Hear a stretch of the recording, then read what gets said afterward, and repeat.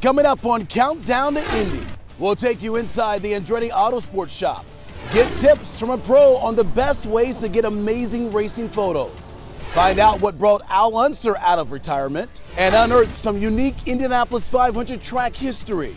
All that and more coming up on Countdown to Indy. Hello everyone, I'm Anthony Calhoun alongside race analyst Derek Daly, and we are just steps away from the entrance of the Indianapolis 500 at the construction site for the Wilshaw building going up in the new Legends Plaza here in the Speedway. It's designed by Loftus Robinson, an Indianapolis-based development company. It's going to have 150 rooms in a hotel, 90 luxury apartments, and 14,000 square feet for retail. Unbelievable, Yeah. Derek. You know, this landmark project honors the legendary driver Wilbur Shaw. In 1944, he went on a one-man crusade to save the beloved track that had fallen into ruin.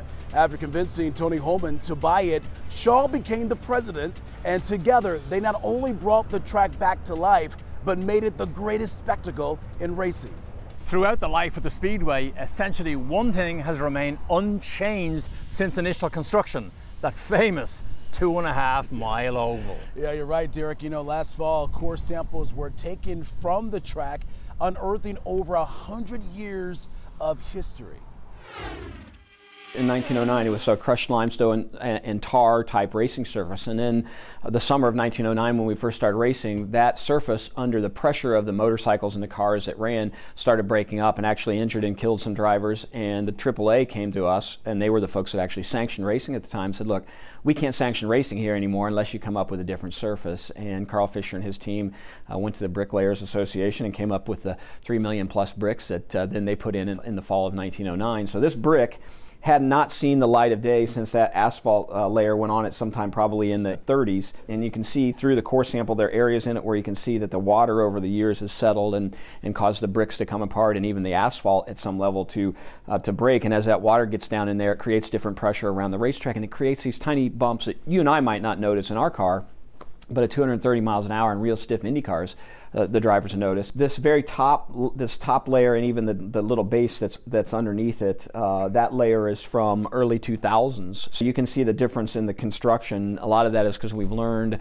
through tire manufacturers and asphalt engineers what works best for our race cars, allows for good adhesion, good tire wear, and those kind of things. So it absolutely has changed over time. What we do know is this is the longest we've gone with a surface without having to resurface, and we think we frankly have 3 to 5 more years before we have another resurface in this. So we could get 17, 18 years out of a resurface, which is pretty impressive in the state of Indiana, especially when you think about what's happening around communities now with potholes and all. We're just worrying about these little hairline fractures inside it, and we've been able to figure out how to manage those. That track has seen a lot of racing, Derek. And for sure, this year, no doubt we'll have more history-making moments. Yeah, and you know, Derek, the Indy 500 is not the only event in Indianapolis that makes history the month of May. For more than 5 decades, the 500 Festival has produced a month-long series of programs and events celebrating the Indianapolis 500. Well, in the 50s, there were some folks that went down to a Kentucky Derby Festival in Louisville. And they noticed that the community did a parade for that, and they found out that there was such a thing as the Kentucky Derby Festival, and they said we should do that for the Indy 500.